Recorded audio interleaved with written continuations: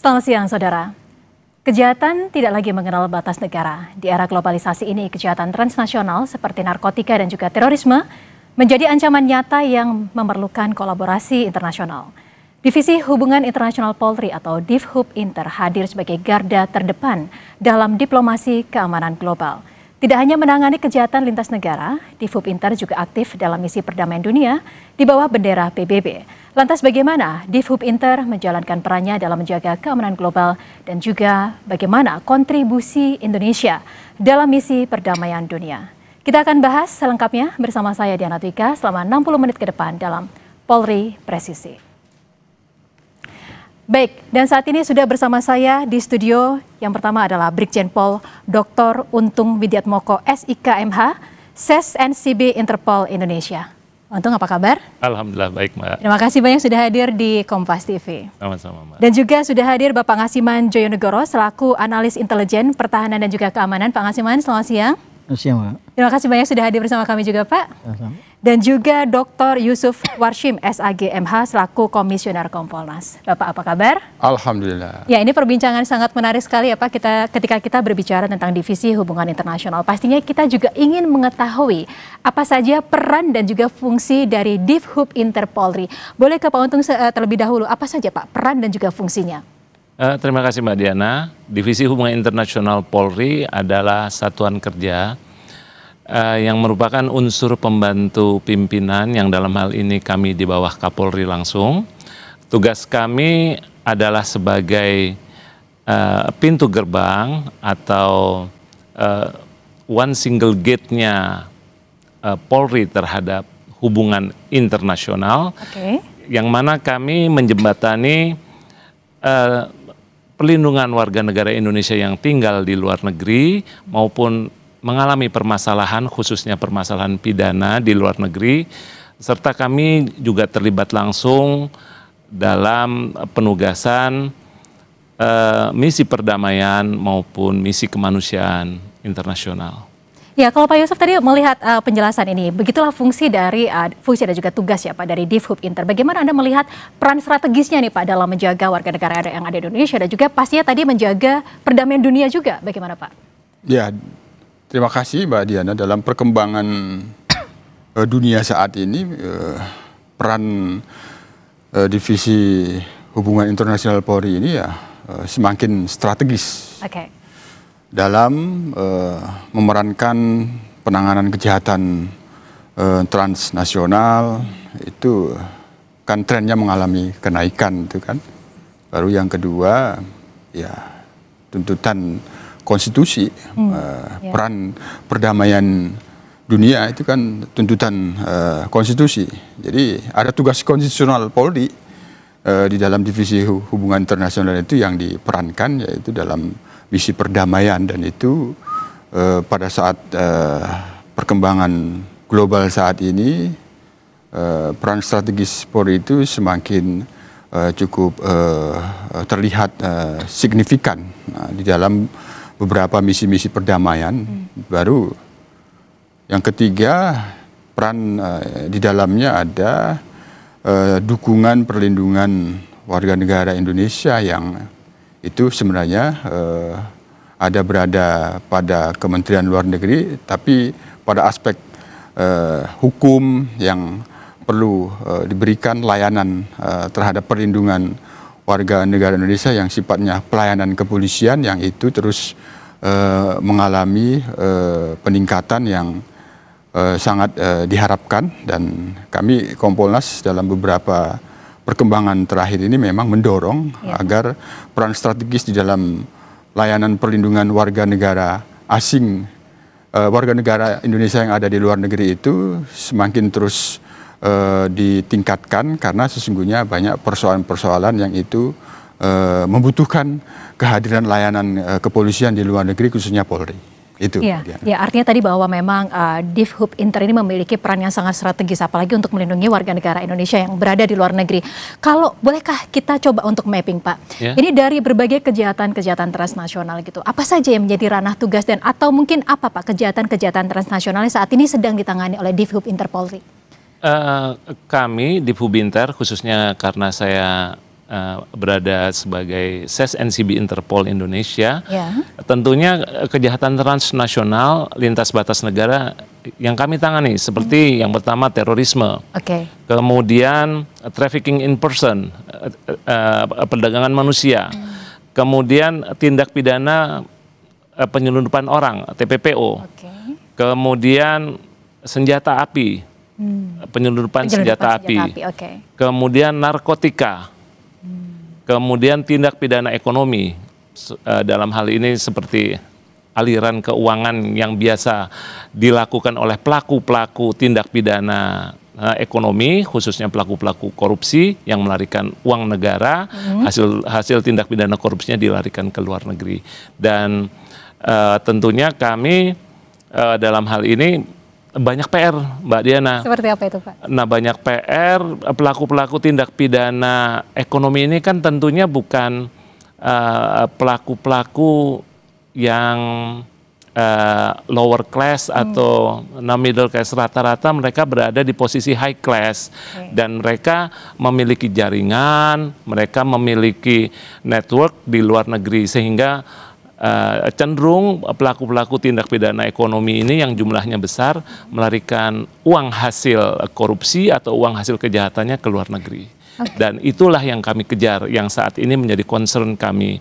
Selain seperti Mbak Diana tadi sampaikan juga tentang tindak pidana perdagangan orang, maupun tindak pidana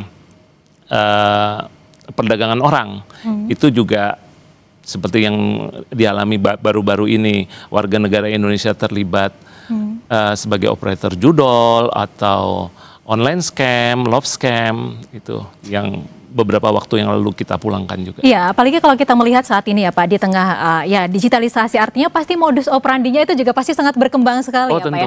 Kita juga baru-baru ini melihat bagaimana Polri kemarin juga sudah memusnahkan barang bukti narkoba begitu, itu 214 ton. Itu juga pastinya kan kita melihat indikasinya internasional, juga pasti ada peran Deep Hub Inter di sini. Nah, Pak Ngasima, kalau Anda melihat nih Pak, bagaimana tentang tadi sekali lagi peran dari Polri, dan bagaimana Anda melihat bahwa bagaimana Polri ini bisa meningkatkan kapasitas dan juga kapabilitas, apalagi terkait modus operandi yang saat ini semakin berkembang Pak di era digital seperti saat ini? Terima kasih Mbak Diana.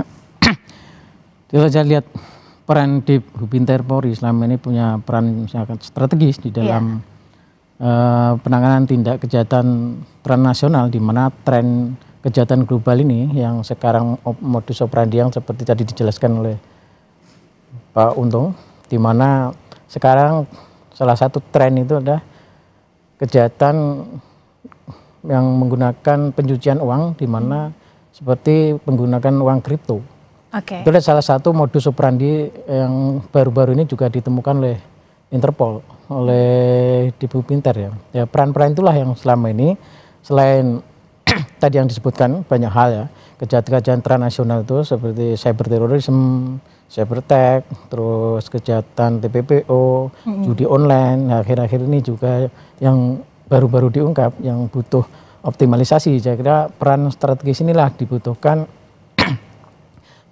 dukungan ya oleh tidak hanya anggota, tapi bagaimana masyarakat juga perlu kita untuk berikan dukungan terhadap apa yang langkah-langkah selama ini sudah dilakukan oleh Divisi Hubungan Internasional Polri, di mana selama ini sudah melakukan langkah-langkah strategis, diantaranya juga pertukaran informasi intelijen, salah satunya dengan kanal Interpol 24/7, di mana di situ juga dilakukan langkah-langkah informasi pertukaran intelijen di dalam melakukan langkah-langkah operasi supaya tidak menjadikan salah sasaran di dalam target operasinya. Yang ketiga adalah bagaimana membangun citra publik Indonesia di kancah internasional, di mana kejahatan itu juga menimbulkan citra negatif. Bagaimana langkah kita selama ini juga melakukan langkah-langkah itu akhirnya menimbulkan citra positif terhadap kejahatan itu di mata dunia internasional. Dan itulah yang saya lihat selama ini peran-peran yang dilakukan oleh Deep Inter Polri, itu Mbak. Ya, artinya kita memang harus mengapresiasi upaya keras ini pasti tidak mudah ya Pak ya untuk melindungi warga negara Indonesia yang ada di luar, bahkan untuk ikut dalam misi perdamaian dunia di saat dunia saat ini tidak baik-baik saja. Tapi sekali lagi yang perlu juga kita highlight di sini mungkin masyarakat ini adalah soft target. Jadi berbagai bentuk literasi ini juga harus kita lakukan untuk bisa mengedukasi masyarakat supaya mereka bisa menjaga dirinya, lingkungan dan juga keluarganya untuk lebih aman ya Pak. Betul. Kita akan membahas juga bagaimana sinergitas antara Divhub Inter Polri bersama dengan negara-negara lain. Kita akan bahas di segmen selanjutnya. Dan saudara jangan kemana-mana karena kami akan segera kembali sesaat lagi. Tetaplah bersama kami.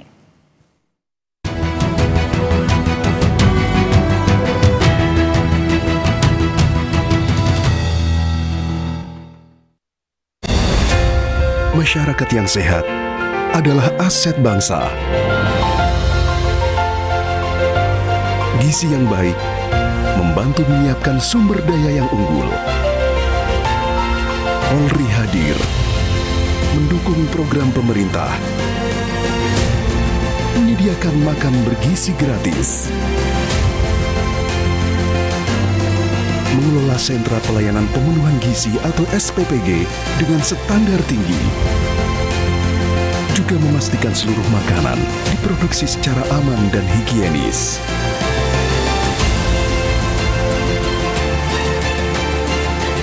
Jutaan penerima manfaat telah menikmati makan bergizi gratis. Dengan sepenuh hati, Polri berkomitmen mewujudkan generasi Indonesia Emas 2045. Aksi premanisme yang meresahkan dan merugikan banyak pihak, dampaknya dirasakan seluruh lapisan masyarakat dan mengganggu perekonomian negara. Sejalan dengan asta-cita Presiden, Polri bersama stakeholder terkait berkomitmen menjaga stabilitas sosial dan keamanan. Laporkan bila melihat atau mengalami aksi premanisme ke 110 atau call center Polri lainnya. Polri akan menindak tegas pelaku premanisme demi terciptanya keamanan sekaligus mengawal pertumbuhan ekonomi bangsa. Polri berkomitmen memberantas aksi premanisme yang meresahkan masyarakat. Jangan ragu melapor ke 110 atau call center Polri lainnya. Mari kita jaga lingkungan bersama, tetap aman, nyaman, dan tentram. Salam presisi.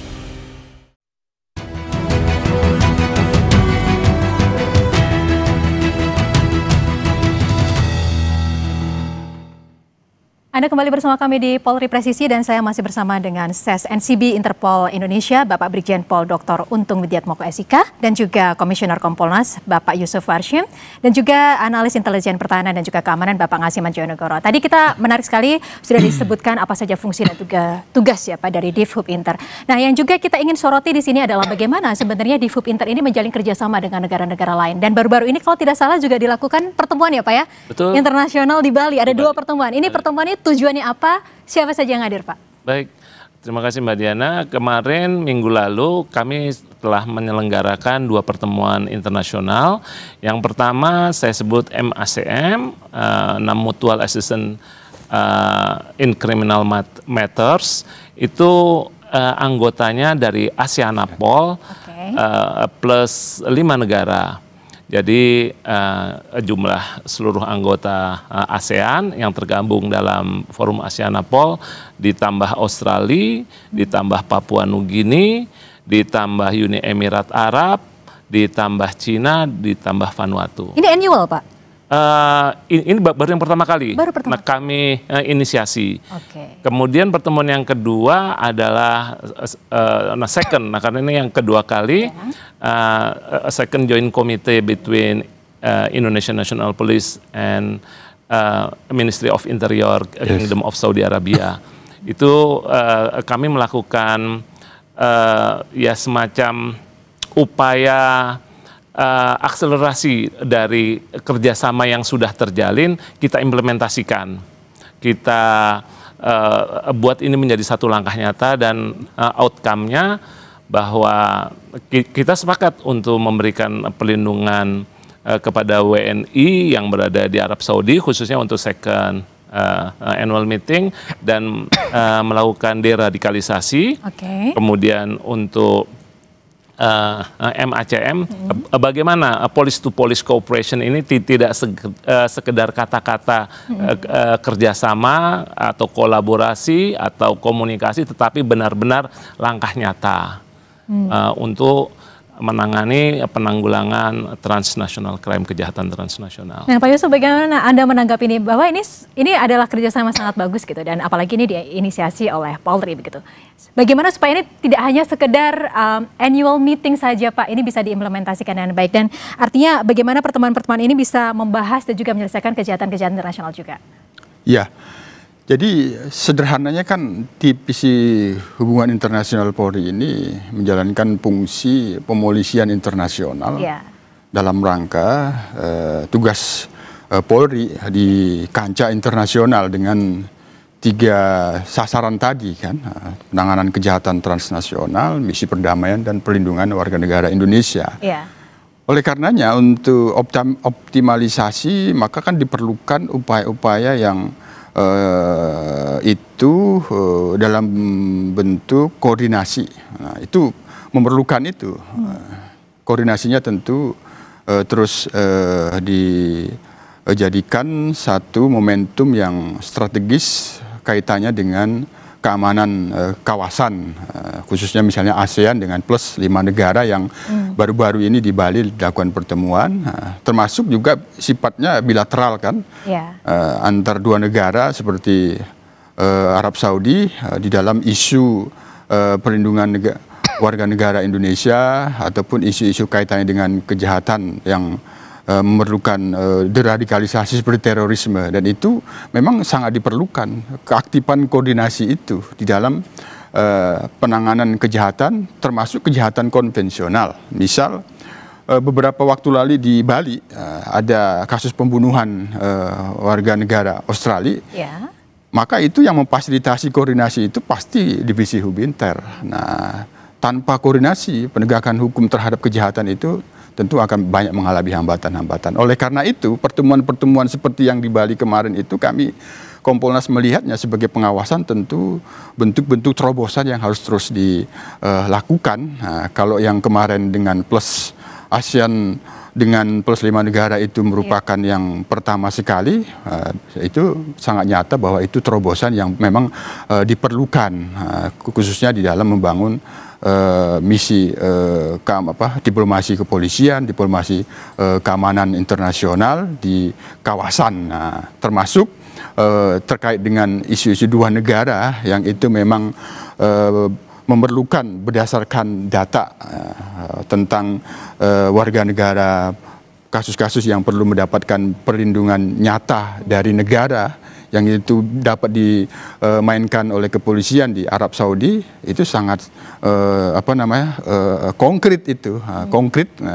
Kita tentu tidak menutup mata bahwa memang terkait dengan adanya warga negara Indonesia yang di Arab Saudi itu tentu tidak terlepas bisa menjadi jaringan pergerakan isu terorisme yang itu menuntut deradikalisasi oleh pihak kepolisian. Itu Mbak Diana. Iya. Kalau dari Kompolnas tadi menyoroti ada banyak sekali pasti yang diperbincangkan di situ. Salah satunya penyelesaian seperti kasus yang kemarin ada dari warga negara asing yang mengalami kasus kematian begitu ya Pak di Indonesia. Kemudian tadi ada pertukaran data, itu juga menjadi hal salah satu yang pasti diperbincangkan. Selain itu apa saja keputusan-keputusan yang dilahirkan dari 2 pertemuan ini Pak? Oh iya. Mbak, saya juga koreksi, bukan 5 negara, mohon maaf, tapi 7.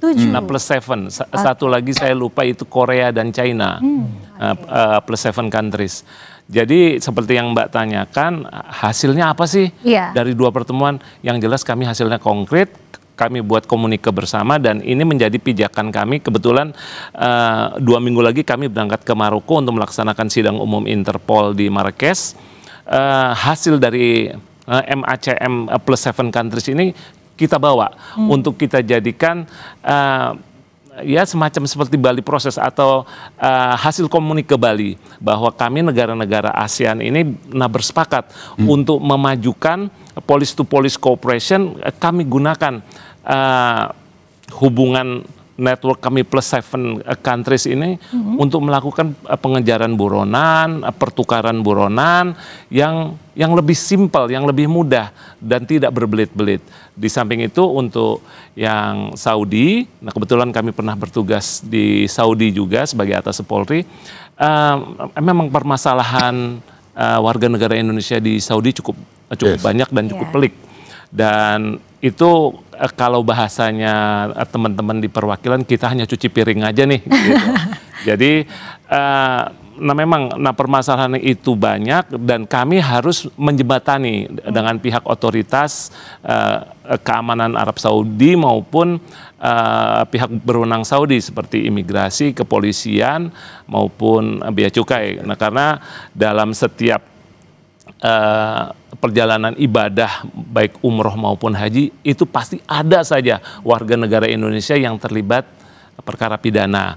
Dan selain itu seperti yang disampaikan Pak Yusuf tadi, memang benar seperti pergerakan-pergerakan terorisme itu terjadilah pendanaan dari yayasan-yayasan di Arab Saudi untuk mendanai. Ya, di sini disampaikan bahwa untuk pesantren A, pesantren B, pesantren C, tetapi terkadang dibelokkan donasi ya, itu Pak, ya? sering disalahgunakan, dibelokkan. Gitu. Oke, Pak Ngasiman, kalau Anda melihat ini berarti ada banyak sekali ya Pak ya, peran penting yang tadi diinisiasi dari Polri dengan mengadakan 2 pertemuan ini. Bahkan kita juga harus mengapresiasi bahwa dalam pelaksanaan yang pertama ternyata tidak hanya dihadiri oleh negara ASEAN saja, tapi juga ada 7 negara lainnya di luar ASEAN. Ini patut kita apresiasi. Bagaimana Anda melihat Pak bahwa kegiatan ini harus efektif, kerjasama antara kepolisian Indonesia dan negara-negara lain ini bisa berlangsung efektif untuk bisa menyelesaikan kejahatan-kejahatan internasional, Pak? Ya Mbak, karena di dalam langkah-langkah penindakan dan penyelidikan tentu saja ini butuh kerjasama, apalagi ini kejahatan transnasional dan internasional. Tentu kita butuh kerjasama, baik itu kerjasama bilateral, baik kerjasama multilateral, di mana ketika kejahatan itu adanya di luar negeri, tentu kita butuh kerjasama negara-negara yang bersangkutan. Ketika melakukan penyelidikan dan penindakan, berarti ada efektivitas koordinasi dan komunikasi. Di sinilah saya kira peran strategis diminta di dalam langkah-langkah strategisnya dalam melakukan langkah-langkah diplomasi. Disinilah diperlukan penguatan, tidak hanya di beberapa negara, 7 negara tadi, tapi bagaimana kerjasama di negara-negara terutama kelas A, warga negara kita yang juga penduduknya banyak yang cukup signifikan di sana. Ketika ada kejadian-kejadian yang tidak kita inginkan, seperti kejahatan yang dilakukan WNI kita mungkin di Saudi, di Cina, di negara-negara tertentu juga, ya inilah saya kira koordinasi diperlukan untuk melakukan efektivitas langkah-langkah strategis penindakan dan juga perlindungan tentunya gitu. Iya. Artinya kita juga di sini mengharapkan dari Divhub Interpolri akan lebih banyak ya Pak menginisiasi kegiatan-kegiatan koordinasi internasional ini, terutama tadi Pak Ngasiman sampaikan bahwa banyak negara-negara yang memiliki warga negara Indonesia di sana, itu juga perlu kita lakukan koordinasi yang cukup baik. Kita juga ingin mengetahui Pak seperti apa sebenarnya peran dari Divhub Interpolri dalam menjaga perdamaian dunia. Kita akan bahas di segmen selanjutnya. Dan saudara jangan kemana-mana karena Polri Presisi akan segera kembali sesaat lagi. Tetaplah bersama kami.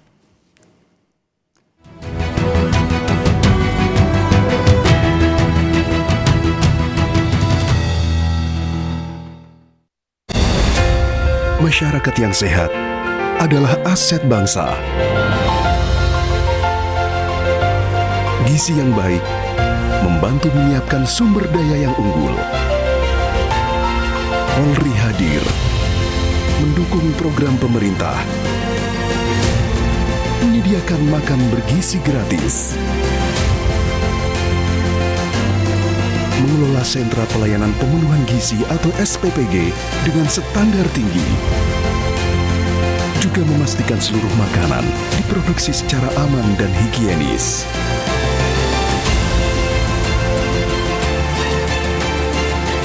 Jutaan penerima manfaat telah menikmati makan bergizi gratis. Dengan sepenuh hati, Polri berkomitmen mewujudkan generasi Indonesia Emas 2045. aksi premanisme yang meresahkan dan merugikan banyak pihak. Dampaknya dirasakan seluruh lapisan masyarakat dan mengganggu perekonomian negara. Sejalan dengan asta cita Presiden, Polri bersama stakeholder terkait berkomitmen menjaga stabilitas sosial dan keamanan. Laporkan bila melihat atau mengalami aksi premanisme ke 110 atau call center Polri lainnya. Polri akan menindak tegas pelaku premanisme demi terciptanya keamanan sekaligus mengawal pertumbuhan ekonomi bangsa. Polri berkomitmen memberantas aksi premanisme yang meresahkan masyarakat. Jangan ragu melapor ke 110 atau call center Polri lainnya. Mari kita jaga lingkungan bersama, tetap aman, nyaman, dan tentram. Salam presisi.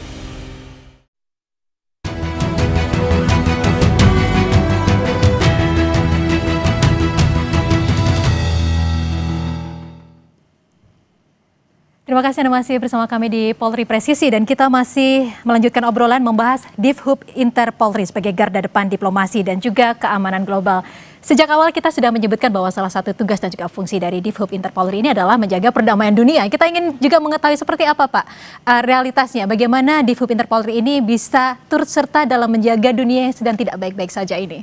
Nah, terima kasih Mbak Din. Kebetulan kami Divhub Inter mendapatkan mandat dari PBB, khususnya dari UNDPKO, dari Departemen Peacekeeping Operation, untuk bisa berkontribusi terhadap perdamaian dunia. Dan alhamdulillah saat ini kami aktif di transportasi armor vehicle, kemudian dilengkapi dengan kendaraan patroli sampai persenjataan.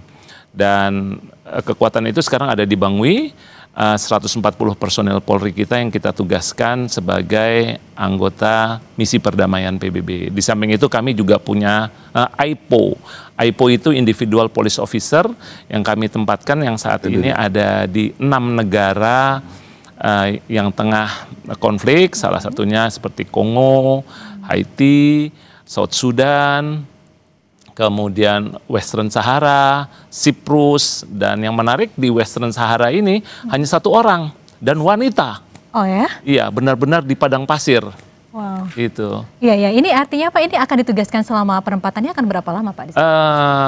Benar tergantung dari PBB menugaskan. Biasanya untuk FPU itu kita hanya 12 bulan atau 1 tahun. Tapi untuk IPO terkadang lebih dari 1 tahun, bahkan ada yang 2 tahun. Yang baru saja pulang itu mereka melaksanakan 2 tahun. Nah, mereka ada di South Sudan. Ya Pak Ngaziman, Anda melihat bagaimana nih Pak peran aktif Indonesia dalam menjaga perdamaian dunia? Bahkan tadi ada 1 polisi wanita ya Pak yang ditugaskan di daerah konflik. Bagaimana menurut Anda? Ya disinilah saya kira Divhub Interpolri tidak hanya memerankan penindakan atau penanganan terhadap kejahatan internasional, tapi juga bagian dari langkah diplomasi Indonesia mewujudkan di mana kepolisian Indonesia bisa merepresentasikan dirinya untuk ikut dalam perdamaian dunia.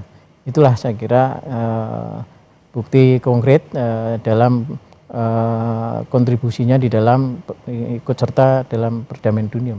Iya, kalau tadi Bapak juga sempat menyebutkan ada Form Police Unit ya, Pak ya, atau FPU 7 Minuska Bayangkara ini ya Pak ya. Ini kalau tidak salah bertugasnya dari 25 September untuk bertugas di Afrika Tengah. Ini artinya untuk bisa menjalankan misi ini tujuannya apa Pak? Saat ini di Sentral Afrika, khususnya untuk bulan Desember akan dilaksanakan pemilu. Oke. Tugas dari FPU 7, kebetulan FPU ini sudah yang ke-7 yang berada di Sentral Afrika, yang berada di Bangui. Setiap 1 tahun redeploy, pergantian kontingen, dan yang sekarang bertugas adalah FPU 7. Nah, mereka bertugas untuk stabilisasi, menjaga keamanan, ketertiban maupun perdamaian di antara pihak-pihak yang sedang bertikai, khususnya antara pemerintah yang sedang berkuasa dan pemberontak atau milisi. Dan tadi kalau saya sampaikan ada poluan, sebetulnya bukan hanya polisi wanita di Western Sahara, Siprus hampir semuanya itu 9 orang perempuan semua. Perempuan semua. Betul. Ini ada pertimbangan khusus nggak sih Pak? Kenapa begitu? Yang jelas kita gender mainstream ya. Yang jelas kita pengarus utamaan Gender. wanita, ya, gender, dan PBB UN memang melihat Indonesia ini untuk gender mainstreaming sudah maju banget, sudah setara antara polisi laki-laki dan polisi perempuan.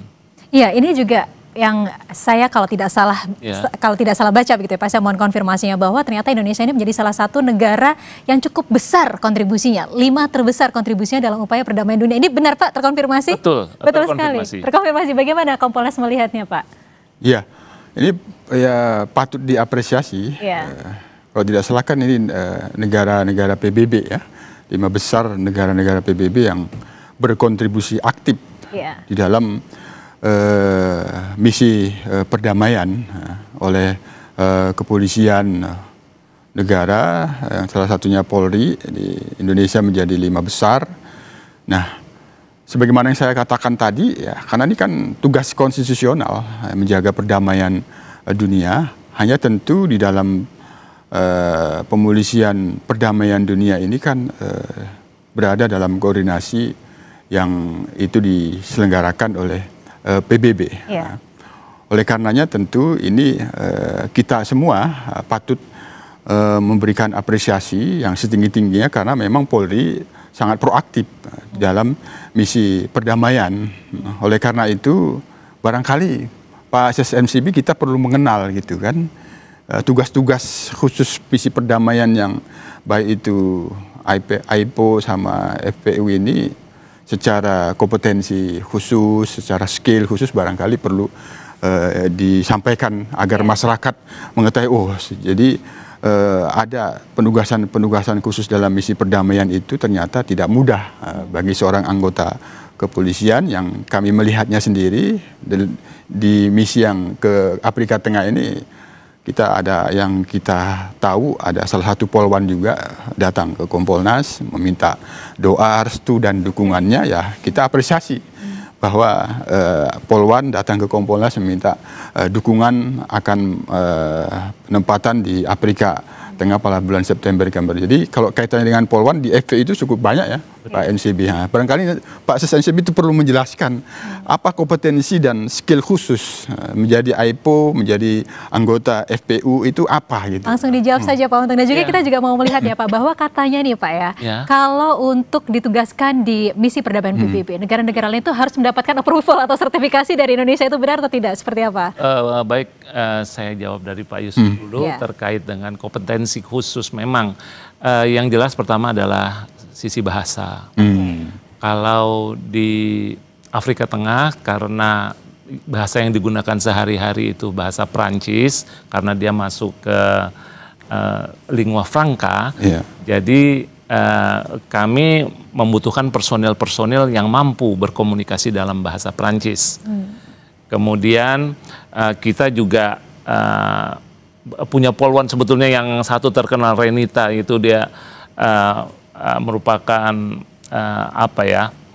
polwan unggulannya PBB, dan kita mendapat apresiasi langsung dari Sekjen, dari Sekjen PBB yang memberikan penghargaan langsung kepada polwan tersebut. Luar biasa. Dan kompetensi yang lainnya adalah seperti medical treatment. Tentunya anggota kontingen harus menguasai dasar-dasar dari ilmu kesehatan maupun memberikan bantuan kesehatan. Karena di daerah konflik tentunya perawatan kesehatan baik terhadap kontingen maupun terhadap masyarakat setempat itu sangat dibutuhkan. Dan kita sering melakukan kegiatan-kegiatan sosial dalam rangka memberikan bantuan kesehatan kepada masyarakat setempat. Kemudian bantuan pendidikan di antara anggota-anggota kontingen juga harus kita carikan yang mampu menjadi guru, yang mampu menjadi dosen, yang mampu menjadi pelatih baik terhadap kepolisian setempat maupun kepada masyarakat setempat. Kemudian teknisi kami bukan hanya teknisi kendaraan transportasi, tapi teknisi seperti AC, seperti kelistrikan, itu juga kami syaratkan. Jadi untuk menjadi anggota Form Police Unit maupun APO, syaratnya cukup kompleks. Ya, cukup kompleks. Kebetulan kami juga pernah bertugas di PBB juga, kami dahulu di Sarajevo, di Bosnia. Itu memang seleksinya begitu ketat. Seleksinya begitu ketat dan seleksinya begitu sulit. Begitu sampai di daerah penugasan juga yang kami hadapi banyak.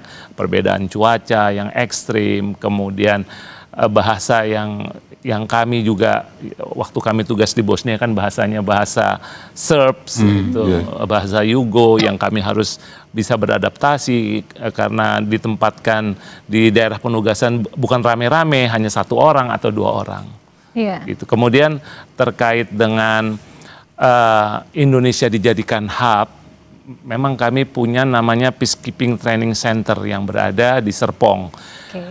Peacekeeping Training Centernya di Bubinter ini sudah menjadi rujukan dari UNDPKO, dari Departemen Peacekeeping Operation PBB di New York, bahwa untuk dapat bertugas sebagai anggota polisi perdamaian di daerah-daerah operasi harus lulus dari training hub yang ada di Indonesia. Training hub yang ada di Indonesia yaitu di Serpong tersebut.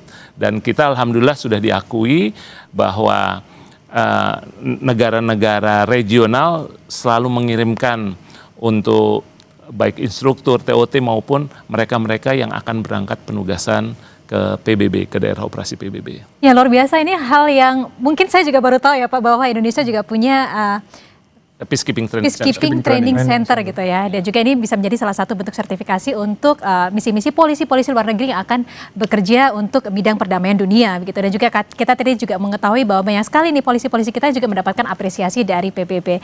Ini hal yang patut kita apresiasi, dan juga pastinya di sini pemirsa kita juga ingin mengetahui Pak, bagaimana upaya untuk penyelesaian kasus-kasus kejahatan transnasional seperti TPPO, kemudian terorisme, dan juga pastinya narkotika.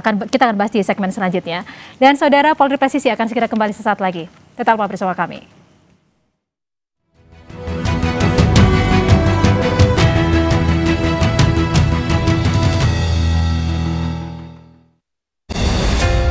Masyarakat yang sehat adalah aset bangsa. Gizi yang baik membantu menyiapkan sumber daya yang unggul. Polri hadir mendukung program pemerintah, menyediakan makan bergizi gratis, mengelola sentra pelayanan pemenuhan gizi atau SPPG dengan standar tinggi, juga memastikan seluruh makanan diproduksi secara aman dan higienis.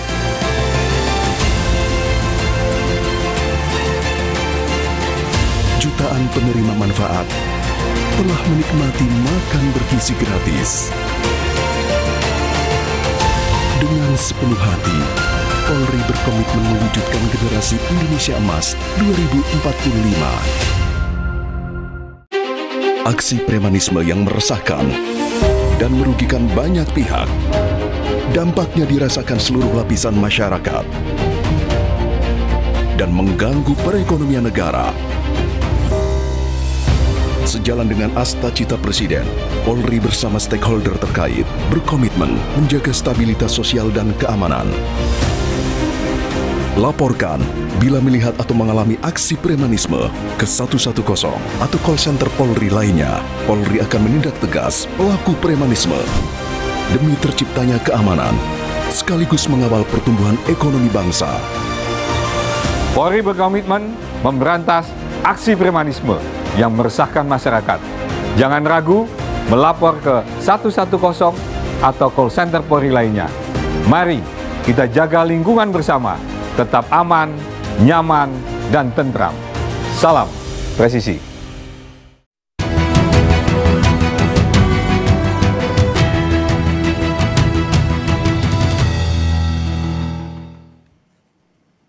Terima kasih Anda masih bersama kami di Polri Presisi. Kita masih membahas Divhub Interpolri sebagai garda depan diplomasi dan juga keamanan global. Kita akan membahas tentang kejahatan transnasional, Pak. Ya. Mungkin yang saat ini paling banyak menjadi perbincangan masyarakat Indonesia adalah TPPO. Tapi kita juga mengapresiasi bahwa kemarin juga ada upaya pemulangan ya Pak, warga negara Indonesia yang menjadi korban TPPO dari Myanmar 596 sangat banyak. Apa saja Pak yang waktu itu sudah dilakukan? Jadi kalau sedikit kilas balik, saat itu kami terlibat langsung dengan Bapak Yuda Nugraha, Direktur Perlindungan Warga Negara Indonesia Kemenlu. Bapak langsung ke lokasi? Ya, saya langsung masuk ke sana sama Pak Yuda juga. Tim kami berangkat dari Jakarta, Bangkok, Maesot kami nyebrang ke Miyawadi. Jadi antara Maesot dan Miyawadi itu daerah perbatasan antara Thailand dan Myanmar. Oke. Miyawadi ini sejatinya wilayah Myanmar, tapi saat ini masih dikuasai oleh pemberontak. Kami harus mengevakuasi warga negara Indonesia yang bermasalah, yang mengalami masalah hukum karena terlibat di industri judi online, scam online, dan tindak pidana yang lain yang berada di Miyawadi tersebut. Karena tentunya kalau kita bicara judi online scam itu pasti kaitannya ada prostitusi, pasti kaitannya ada narkotika, itu pasti. Dan kami memulangkan dari camp, kami sebanyak 17 bis tingkat, dan kami tidak boleh berhenti, harus jalan terus dari Miyawadi, nyebrang ke Maesot wilayah Thailand, harus terus sampai Bangkok tanpa berhenti itu. Dan ya cukup itu karena waktu itu pas bulan puasa. Jadi aroma toilet itu ya luar biasa lah, karena silih berganti yang buang air. Ya, ini artinya bahwa upaya pemulangan korban TPPO ini pastinya juga mempertaruhkan nyawa Anda yang bertugas ya Pak ya? Ya, nah karena di sana benar-benar daerah konflik dan saudara-saudara kita yang bekerja di industri tersebut di bawah ancaman semua, di bawah ancaman karena dijaga oleh pasukan pemberontak, diawasi oleh pasukan pemberontak, dan dimanfaatkan untuk menipu warga negaranya sendiri. Jadi kalau di sana orang Indonesia, yang mereka tipu adalah orang Indonesia juga, yang ada di Indonesia. Kalau di sana operatornya orang Cina, yang ditipu orang Cina juga.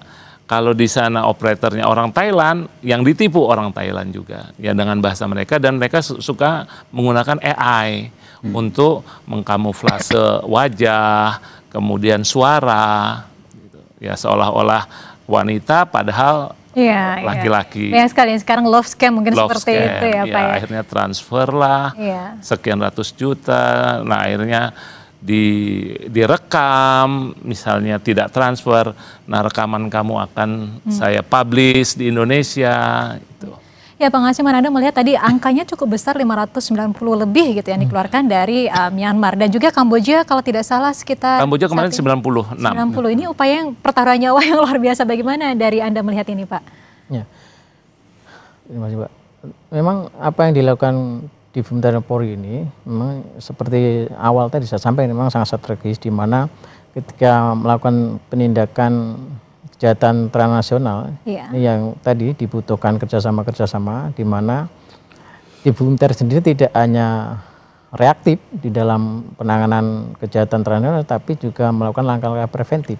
Di antaranya tadi pertukaran informasi karena perbedaan hukum di negara masing-masing. Jadi disinilah saya kira langkah-langkah yang sudah dilakukan di Bintara Polri itu memang punya nilai strategis, di mana tidak hanya reaktif, juga preventif, dan juga melakukan pelindungan terhadap korban kejahatan, termasuk kejahatan TPPO. Itu yang selama ini saya lihat Mbak gitu.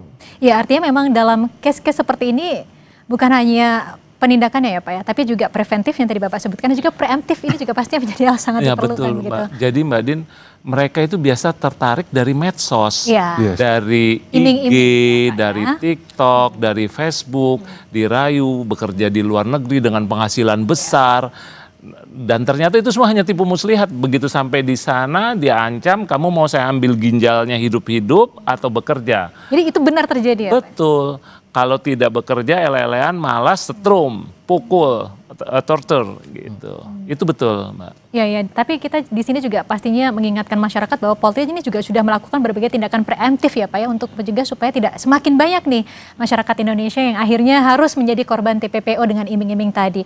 Nah, lantas kalau dari narkotika dan juga terorisme ini seperti apa Pak penanganan yang dilakukan oleh Divhub Inter? Untuk kejahatan narkotika di kawasan regional aja, Mbak. Kami ya seperti yang sudah kita dari dulu tahu, ada yang disebut kawasan ya segitiga emas ya, Golden Triangle. Dan tapi sekarang juga perkembangan zaman untuk jenis-jenis narkoba semakin banyak. Banyak yang disisipin bahkan dalam vape. Dalam vape lah, dalam permen anak-anak sehingga anak-anak ketergantungan, kecanduan. Dan untuk kejahatan narkotika tentunya kami bekerja sama dengan BNN, dengan Dit Narkoba Mabes Polri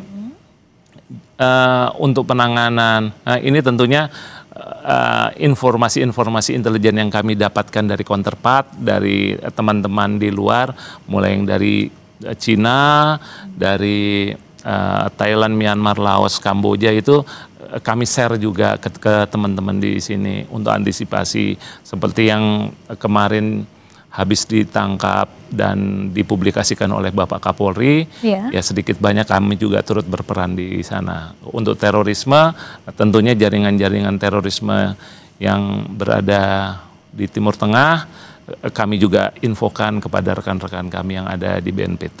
Iya, kemarin dari pengungkapan kurang lebih 214 ton gitu ya Pak ya. Itu yang angka yang sangat besar dan itu sudah menyelamatkan ratusan juta masyarakat Indonesia dari korban narkotika, dan ini ternyata memang Divhub Inter memiliki peran yang cukup besar dalam menggagalkan upaya peredaran narkoba di Indonesia begitu. Pak Yusuf, kalau Anda melihat tadi kejahatan transnasionalnya ini pasti modusnya juga semakin beragam. Tadi juga masih ada terorisme, kemudian juga narkotika begitu ya. Sekarang juga modusnya sampai menjangkau ke anak-anak begitu ya. Dan juga sekarang yang sedang tren dalam tanda kutip TPPO. Bagaimana Anda melihat nih peran dari Divhub Inter di sini, Pak? Memang dalam pantauan Kompolnas yang saat ini kita mendapatkan keluhan kaitannya dengan kejahatan transnasional itu ya ini TPPO. Jadi TPPO trennya naik gitu Pak? Yang ada keluhannya ke Kompolnas dan itu membutuhkan perhatian pihak Polri.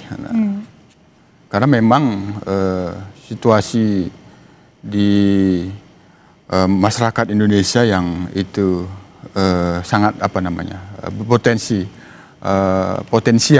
potensial menjadi pelaku kejahatan TPPO itu sendiri dan potensial menjadi korban dan beberapa wilayah tertentu yang itu memang kita mendapatkan keluhan. Nah, ini kejahatan transnasional TPPO ini menurut kami merupakan tantangan bagi Polri dan secara fungsional tentu ini tantangan bagi Divisi Hub Inter di dalam penanganan kejahatan transnasional karena memang modusnya kan tidak tunggal itu TPPO itu, walaupun sasarannya dominan kan dua, menjadi buruh yang ilegal, pekerja ilegal, tenaga kerja yang ilegal di negara itu, tenaga kerja yang kaitannya dengan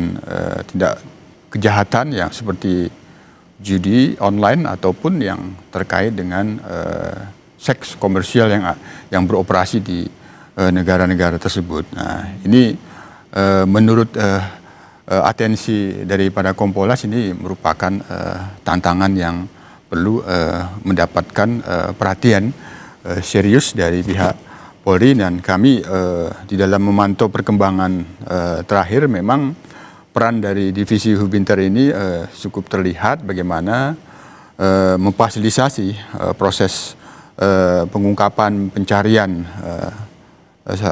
korban TPPO yang misalnya ada kemarin sempat sudah berhasil memulangkan di teman Kamboja kan. Nah, itu tentu kinerja yang ini memang kita harus apresiasi. Nah, hanya sekali lagi kami menyorot memang soal TPPO ini sangat serius, dan ini karena Kompolnas juga memiliki kerjasama lintas lembaga negara, salah satunya adalah Kementerian PPA dan termasuk Komnas Perempuan, KPAI memberikan perhatian serius karena korban perdagangan orang itu dominan adalah kaum perempuan, dan ada anak juga. Nah, oleh karenanya kita yakin bahwa Divisi Hubinter ini di dalam hal penanganan kejahatan transnasional untuk TPPO ini akan benar-benar optimal. Oleh karena itu ya kita berharap Pak SSMCB ke depan ini menjadi prioritas. Kalau kaitannya dengan kejahatan narkotika itu sebenarnya sudah sistem dan jaringan yang dibangun oleh pihak Polri itu sebenarnya sudah cukup luas, sehingga kalau kita kemarin menyaksikan pemusnahan barang bukti 214 ton itu tidak terlepas bagaimana infrastruktur yang dibangun oleh pihak Polri melalui SSNCB, Interpol di dalam penanganan dengan melibatkan beberapa negara untuk bisa mencegah dan memberantas peredaran masuk ke Indonesia. Itu ya pasti tidak terlepas bagaimana infrastruktur di dalam pemberantasan kejahatan narkotika, peredaran yang masuk ke Indonesia memang itu sudah dilakukan. Terus ini kita monitor memang dia mengalami terus pembaharuan, karena kan modus peredaran dan penyeludupan narkotika ke Indonesia ini mengalami ibarat teknologi kan mengalami seri, di-upgrade terus. Karena bagaimanapun Indonesia merupakan market potensial di dalam peredaran narkotika, apalagi kalau kita lihat dari sisi geopolitik Indonesia itu sangat mudah untuk dialihkan ke Indonesia saja. Nah, makanya sistem yang dibangun oleh Polri di dalam pemberantasan narkotika dan melibatkan sinergi lembaga negara lain, negara-negara yang salah satunya adalah BNN, itu pasti sudah mumpuni. Hanya dia memang menghadapi tantangan bagaimana modus-modus peredaran itu selalu mengalami perubahan, jaringannya termasuk itu kan mengalami perubahan. Tapi kalau khusus TPPO ini tentu lebih spesifik, oleh karena itu ya kita berharap nanti ini menjadi atensi yang sangat prioritas, karena korban ada pada perempuan dan anak itu lebih banyak. Iya. Di sini kita sudah banyak sekali melihat contoh-contoh nyata, testimoni bagaimana korban-korban TPPO di sana, dan kita juga sudah melihat bagaimana Polri berperan untuk bisa menarik kembali mereka pulang. Kita juga sudah melihat bagaimana barang bukti 214 ton narkotika gitu ya Pak ya, itu dihanguskan begitu untuk bisa menyelamatkan masyarakat Indonesia dari narkotika. Artinya semoga masyarakat Indonesia juga bisa belajar dari hal itu semua. Dan juga yang pastinya kita ingin mengetahui Pak, apakah ada aplikasi Interpol yang bisa digunakan lintas negara? Kita akan bahas di segmen selanjutnya. Dan saudara, Polri Presisi akan segera kembali sesaat lagi. Tetaplah bersama kami.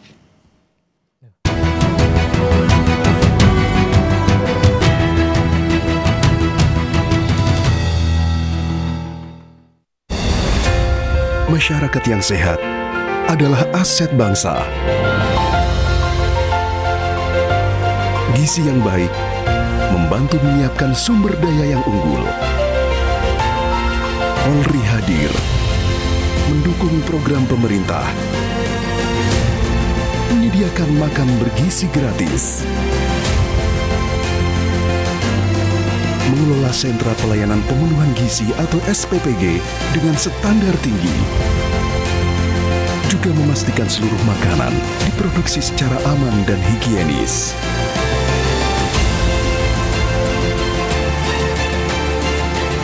Jutaan penerima manfaat telah menikmati makan bergizi gratis. Dengan sepenuh hati, Polri berkomitmen mewujudkan generasi Indonesia Emas 2045. Aksi premanisme yang meresahkan dan merugikan banyak pihak, dampaknya dirasakan seluruh lapisan masyarakat dan mengganggu perekonomian negara. Sejalan dengan asta cita Presiden, Polri bersama stakeholder terkait berkomitmen menjaga stabilitas sosial dan keamanan. Laporkan bila melihat atau mengalami aksi premanisme ke 110 atau call center Polri lainnya. Polri akan menindak tegas pelaku premanisme demi terciptanya keamanan sekaligus mengawal pertumbuhan ekonomi bangsa.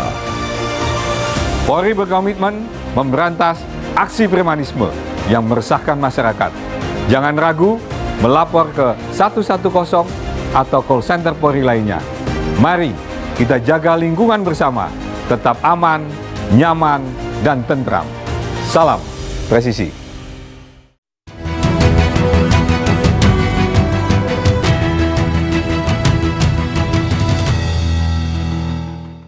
Baik, Anda kembali bersama kami di Polri Presisi dan kita masih membahas tentang Difhub Inter Polri sebagai garda depan diplomasi dan juga keamanan global.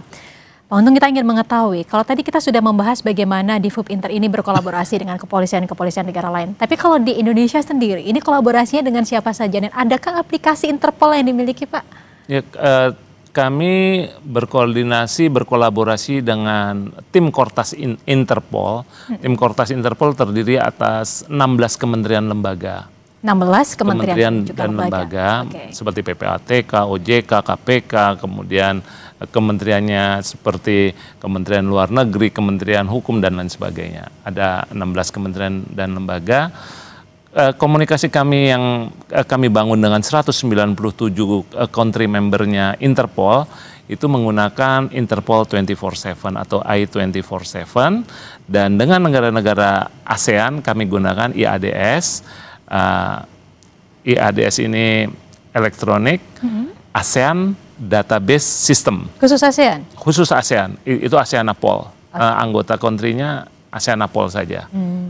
Itu untuk regional, tapi untuk internasional, untuk multilateral kami gunakan Interpol 24/7. Ada apa saja Pak dalam aplikasi tersebut, Pak? Oh, banyak, seperti segala macam notices, mulai dari red notice sampai silver notice.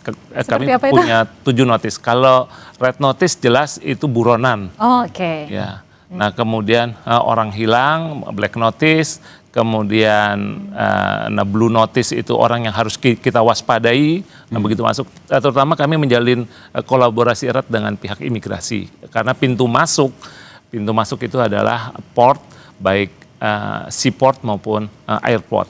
Pertukaran data juga dilakukan di situ ya, Pak? Nah, kami punya jaringan langsung, dan pihak imigrasi juga kita berikan akses untuk mengakses semua data terkait dengan notices yang kita punya. Oke, Kang Asiman, bagaimana Anda melihat ini kerjasamanya ada kurang lebih 16 kementerian dan juga lembaga. Tadi juga sudah ada aplikasi begitu ya Pak ya untuk bisa mensinergikan antara kepolisian Indonesia dan juga negara-negara lain di dunia. Bagaimana tanggapan Anda? Memang dibutuhkan sinergisitas dan kolaborasi antar kementerian di dalam hal kejahatan transnasional dan internasional, Mbak. Seperti contoh, ketika pengiriman tenaga kerja dengan operasi modus operandi kejahatan penawaran terhadap pekerjaan di luar negeri. Kadang penipuan itulah saya kira sinergi sebelum pengiriman tenaga kerja kita ke luar negeri itu harusnya sudah di profiling dengan aparat kepolisian, terutama di Bintar itu sendiri, termasuk ketika kejahatan narkotika, narkoba.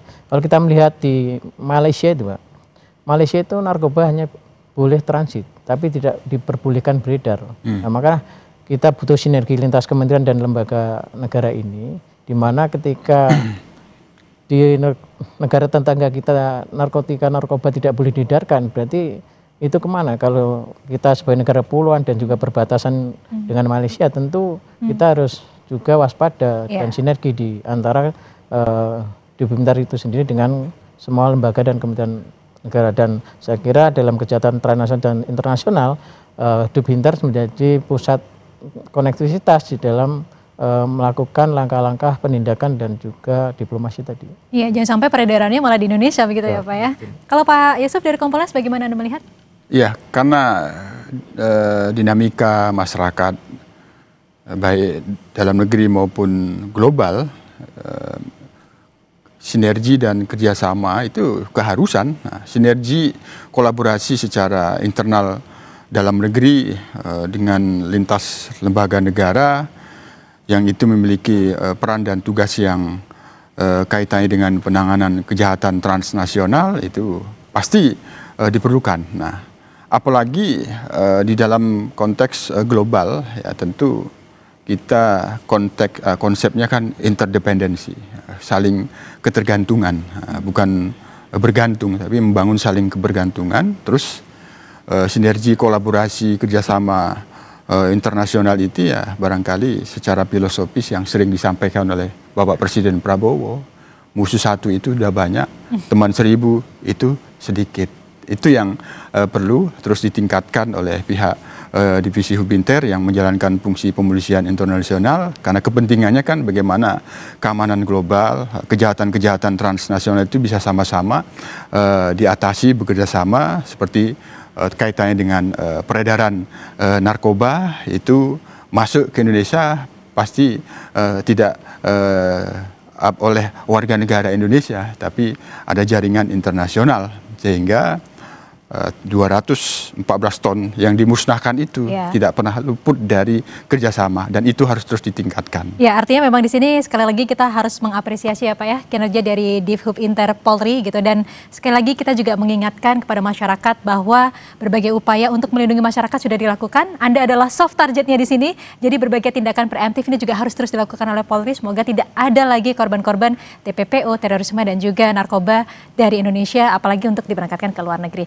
Baik, Pak Untung, terima kasih banyak sudah hadir di sini. Pak Yusuf, terima kasih banyak, dan juga Pak Ngasiman, terima kasih banyak sudah berbagi bersama kami di Polri Presisi. Sehat selalu, sukses selalu. Salam sehat.